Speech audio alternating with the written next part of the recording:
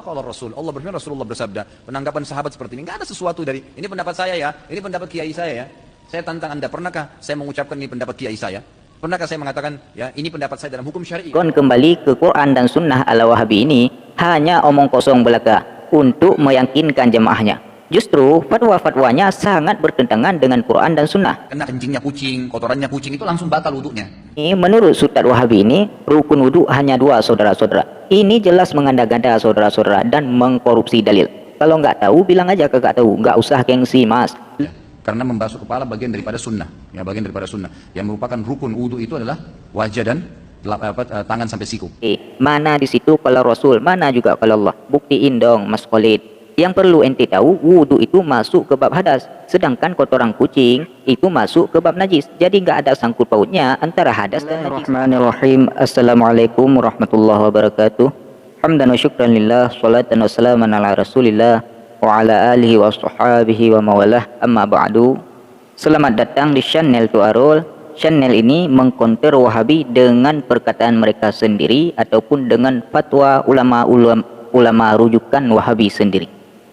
Baik, dalam kesempatan kali ini kami akan memperlihatkan bagaimana Khalid Basahlama ini mempermalukan dirinya sendiri. Di dalam satu video, beliau menantang Aswaja untuk menghadiri majelisnya Wahabi. Dan Khalid Basahlama pastikan di dalam ceramahnya pasti qala Allah dan qala Rasul. Tidak ada qala Syekh atau pendapat pribadi saya. Itu kata Khalid Basahlama dalam ceramahnya. Semuanya pun pasti tahu jargon kembali ke Quran dan Sunnah ala Wahabi ini hanya omong kosong belaka untuk meyakinkan jemaahnya. Justru fatwa-fatwanya sangat bertentangan dengan Quran dan Sunnah dan bertentangan dengan ijma' para ulama. Di sini kami akan buktikan bahwa Wahabi ini fatwanya justru menyelisihi Sunnah dan Quran. Baik, kita simak dulu videonya. Itu hanya orang-orang yang membenci sunnah Nabi SAW sebenarnya. Ya, kalau dia hadir di pengajian sekali saja, dia akan dengarkan ternyata kalau Allah, kalau Rasul. Allah berfirman, Rasulullah bersabda, penanggapan sahabat seperti ini. Nggak ada sesuatu dari, ini pendapat saya ya, ini pendapat kiai saya ya. Saya tantang Anda, pernahkah saya mengucapkan ini pendapat kiai saya? Pernahkah saya mengatakan, ya ini pendapat saya dalam hukum syar'i? Di sini Ustadz Wahabi ini memastikan bahwa ceramahnya hanya qala Allah wa qala Rasul. Tidak ada pendapat kiai, syekh atau pendapat pribadinya. Beliau dengan soknya menantang Aswaja untuk hadir ke majelisnya untuk mendengar ceramahnya. Jangan sok mas, di depan jamaah ente boleh ngomong gitu. Orang jamaahnya apapun perkataan ustadznya walaupun salah tetap manggut-manggut. Seolah-olah perkataan ustadznya itu pasti benar.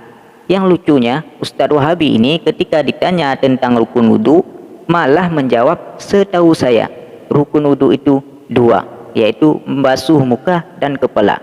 Sedangkan yang lain adalah sunnah muakkadah. Mari kita dengar dulu videonya. Kepalanya dia hanya membasuh di keningnya saja. Apa sah sholatnya?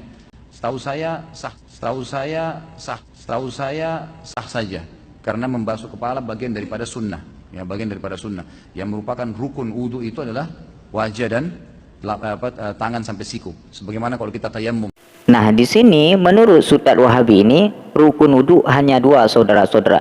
Ini jelas mengada-gada, saudara-saudara, dan mengkorupsi dalil.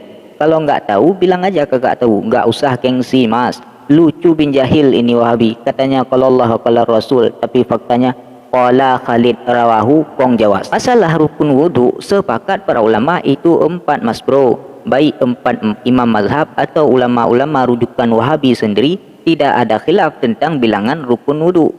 Ijma' para ulama mengatakan 4. Ini berdasarkan dalil Al-Quran. Faghsilu biwujuhikum wa aydiyakum ilal marafiq wamsahu biru'usikum arjulakum ilal ka'bah. Nah, ini yang benar qala Allah, Mas Khalid, bukan qala Khalid. Yang kedua, kata Ustadz Wahabi ini, orang yang terkena kotoran kucing maka batal wudhunya.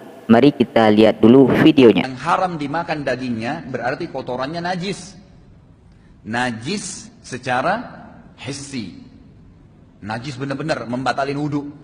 Kita kena kencingnya kucing, kotorannya kucing, itu langsung batal wudhunya. Ya ma'asyaral muslimin, sobat Tuarul yang dimuliakan Allah. Sangat lucu memang Ustadz Wahabi ini. Dalilnya mana kena najis batal wudhu. Jangan mengada-ngada ente. Mana di situ kalau Rasul, mana juga kalau Allah. Buktiin dong, Mas Khalid. Yang perlu ente tahu, wudhu itu masuk ke bab hadas. sedangkan kotoran kucing itu masuk ke bab najis. Jadi nggak ada sangkut pautnya antara hadas dan najis. Apakah itu najis hisi atau maknawi sama saja mas bro.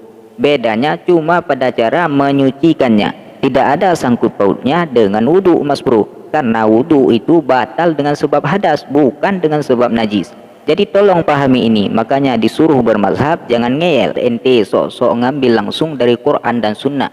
Hafal hadis cuma satu udah belagu macam mujtahid. Aduh.